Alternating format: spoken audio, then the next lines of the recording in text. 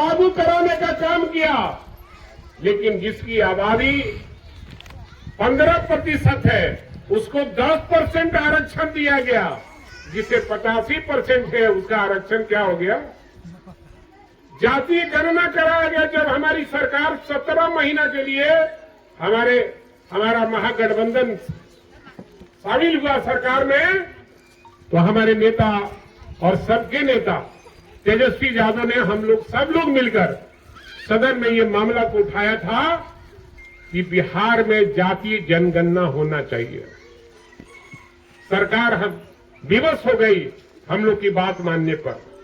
जातीय गणना हुआ, लेकिन जो गणना करने वाले लोग हैं, हर जाति के लोगों को, जो हमारा पिछड़ा वर्ग है, दलित भाई है, अति पिछड़ा है, उसकी जाति को कम आंका गया है। चलो कोई बात नहीं है, कम आंका गया है, लेकिन फिर भी हम 85% ही हैं और हमारा आरक्षण को ढंग से लागू नहीं किया गया।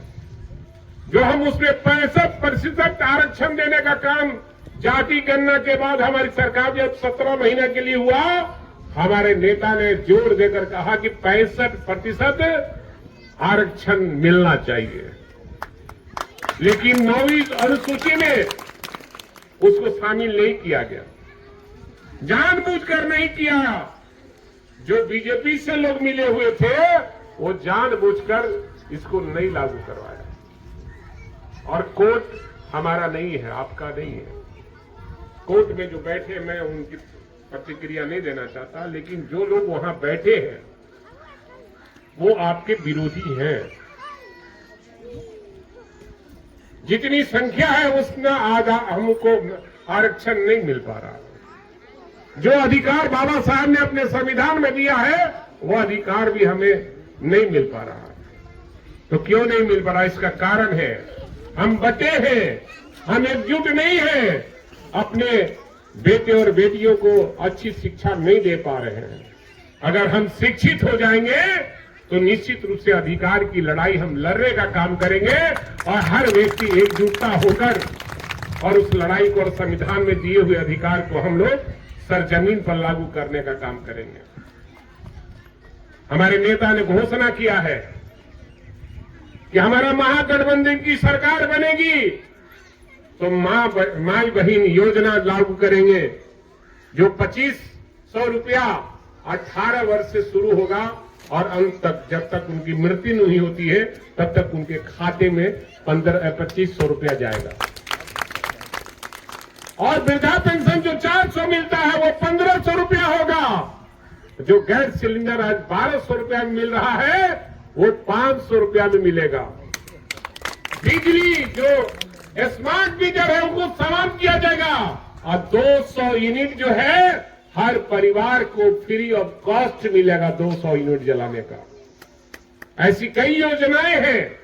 जो महागठबंधन की सरकार बनेगी तो निश्चित रूप से वो गरीबों की सरकार होगी और गरीब की कल्याणकारी योजना है उसको लागू कराने का काम करेगी। जो वक्फ बिल है, जो केंद्र सरकार और नीतीश बाबू ये सांप्रदायिक शक्तियों से मिले हुए हैं और उनको कहा गया था कहीं कहीं से कि आपका पर्दाफाश हो जाएगा, आपका दोहरा चरित्र इसमें देखने को मिलेगा कि आप कहते क्या है, करते क्या है। और वक्फ बिल में उन्होंने साफ तौर से बीजेपी का समर्थन करने का काम किया और इस देश से एक संप्रदाय के खिलाफ में विष ममन किया जा रहा है, लेकिन उसको पता नहीं है कि अभी सामाजिक न्याय की लड़ाई लड़ने वाले लोग अभी जिंदा हैं और जिंदा आगे तक रहेंगे। जब तक हमें अधिकार नहीं मिलेगा हम सब लोग एकजुट होकर उस अधिकार को पाने के लिए आगे बढ़ने का काम करेंगे। और बाबा साहेब भीमराव अंबेडकर ने हमें जो मंत्र दिया है उस मंत्र को हम लोग नहीं भूलें। पढ़ना लिखना सीखिए और अपने बाल बच्चे को पढ़ाइए, बेटा हो या बेटी हो। जब शिक्षित हमारा समाज हो जाएगा तो हमारा अधिकार कोई छीन नहीं सकता है। हम एकता बल रखेंगे, एकता। अगर एकता बल नहीं रहेगा तो हम अपने अधिकार की लड़ाई नहीं लड़ सकते हैं। आने वाला 2025 में चुनाव है और इसी में आपको दिखाना है कि कहां क्या है अपने अधिकार के लिए। आएगा 10 तरह का प्रलोभन, हेलीकॉप्टर उड़ेगा, हवाई जहाज उड़ेगा, पूरे बिहार में सबको ठगने का, लूटने का मौका दिया जाएगा। उसके फेरा में, उसके प्रलोभन में नहीं पड़ना है। आने वाले दिनों में अपनी एकजुटता का प्रदर्शन करना है और महागठबंधन की सरकार बनाना है, ताकि गरीबों की सरकार बनेगी तो आपके हक हुकूक की लड़ाई लड़ने वाला वक्फ बिल जो हुआ है उसको पूरा दान में फेंकने का काम हमारे नेता तेजस्वी यादव करने का काम करेंगे।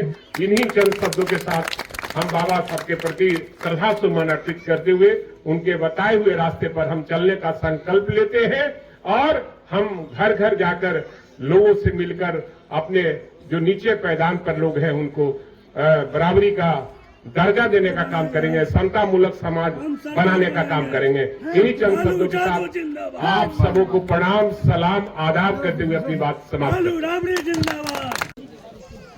बाबा साहब अमर रहे।